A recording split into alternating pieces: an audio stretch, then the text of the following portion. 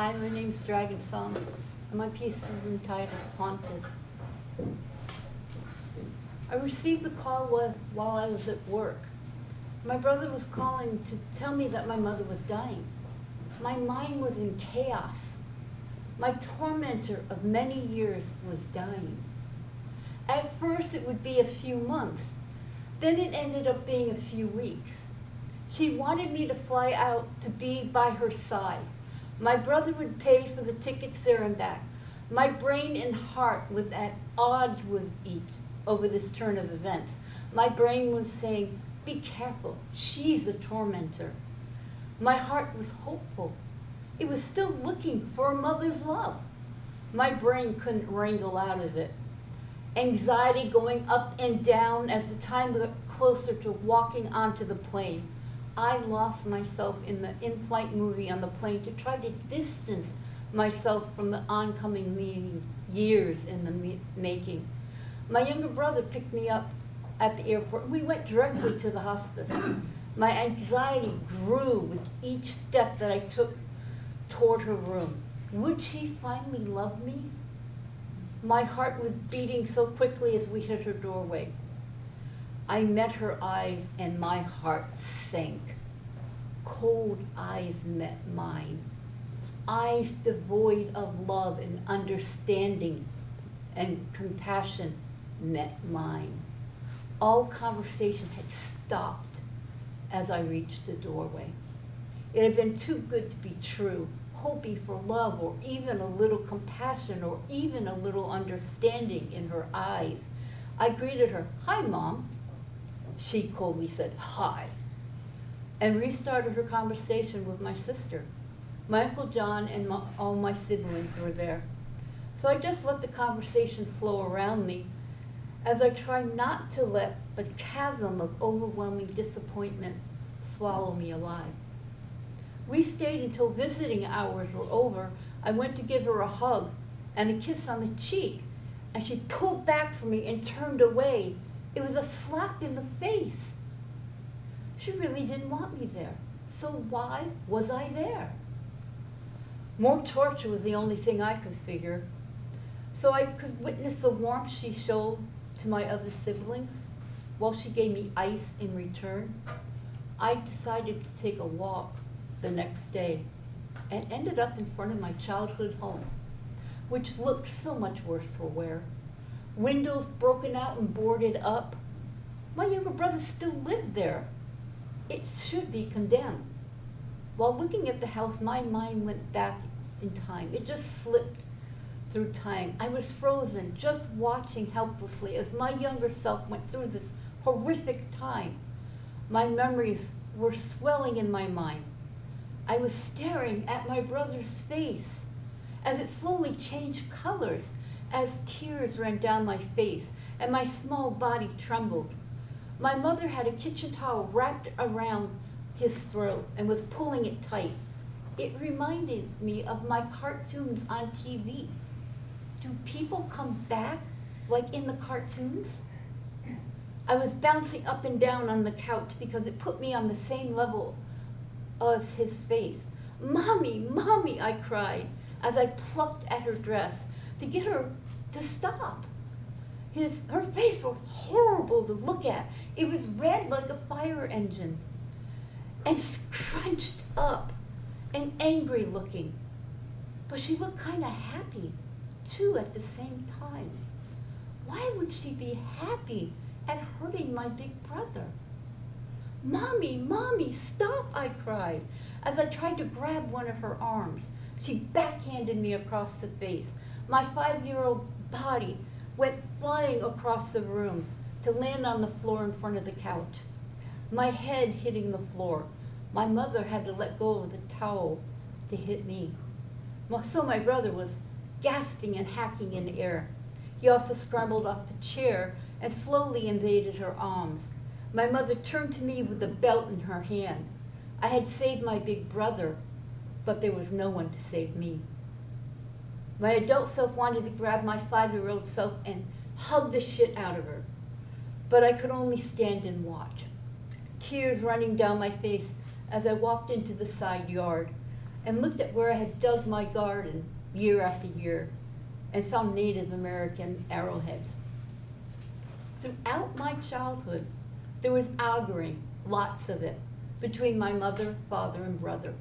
I was sitting with my arms around my legs, rocking back and forth on the couch. Then there was a crash, then dead silence. Fear the silence. My father roared, "Get up! Get your stuff! Get out and don't come back!" At my brother, "You have 10 minutes, then I'll call the police." After a time, my father came in the room and told me to look after my brothers and sister. "I'm taking your mother to the emergency room. Your brother hit her. You're not to have anything to do with him. If you see him, you're not to talk to him. Do you understand?" "Yes, sir," I stuttered. "I lost my brother. I don't understand. He's never hit Mother. Even when she was strangling him, why would he hit her now? I can't even ask him why he did it or if he did it, because I've been forbidden to talk to him. There's consequences. They have eyes everywhere. There's nowhere safe to meet him without suffering. I lost him to my mother's wrath. He's no longer here, so all that wrath will have to go somewhere. Once again, there was no one to save me. I'm coming closer to myself, but I still can't reach her. To feel the suffering with her, I moved to the backyard to look at the back porch. There was tape barring the entrance to the cellar and a lock on the cellar door. There's holes in the stairs going up to the 3rd floor. The 1st floor back porch looks rickety. It looks like every house that you've seen that's been haunted. Yikes! There's a spectral face in the attic window. Yep, this house is haunted.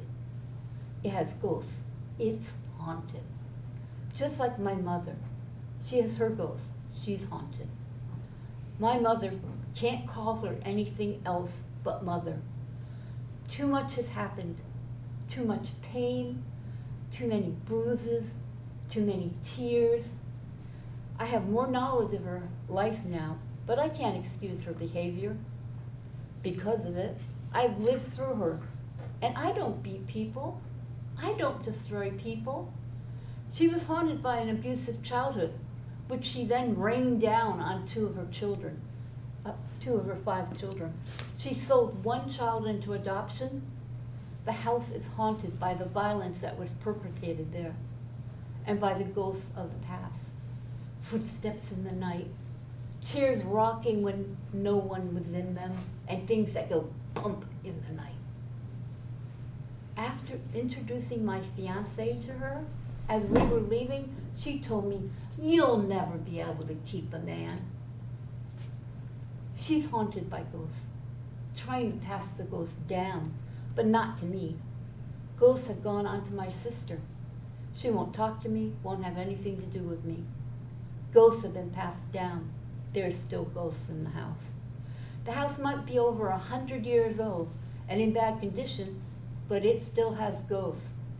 Mother didn't let things go, whether they were physical or mental. She would hold every slight against you, real or perceived. From birth, I had no chance. My parents would fight over me. I would overhear them fighting over my father having my name in his will. My mother went ballistic over that. She was angry at me often, and I don't know why. Ghosts. Ghosts. I understand her better now, that I don't excuse her. And I have a tough time forgiving an adult taking out her spite, anger, and bitterness on a defenseless child. I have a challenging time forgetting, haunted by ghosts. Haunted by her past, haunted by my past. We're all haunted with our past. I blinked the tears away as I noticed that it was starting to get late. I walked back to my brother's place. Over the next couple of weeks, we fell into a pattern, spending most of the day at the hospice with my mother telling stories, me chiming in every once in a while, and finding out info that tore pieces out of my heart. Lies told, opportunities forever missed. When I needed a break, I would look up genealogy at the town hall. I found more lies through that.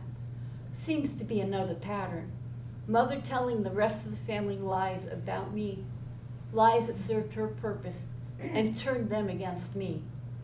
I had a friend in town, Yvette, who had been a bridesmaid in my wedding. I'd known her for about 20 years. She and her sister Misty came over one night to save me, to help keep me sane. We went to a little cafe for tea and cake. We played cards as we talked. We talked about the wedding. She finally relayed to me how my mother and sister had tried to sabotage my wedding.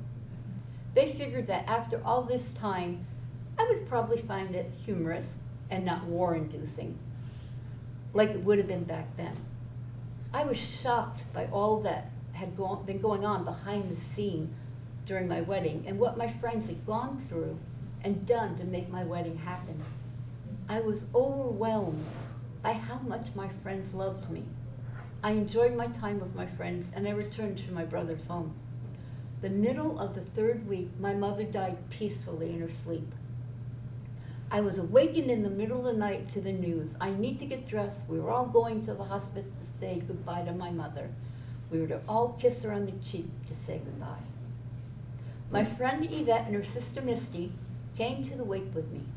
It was kind of funny in a strange way, how my sister would cry these big crocodile tears and throw herself into her friend's arms. She wanted my attention.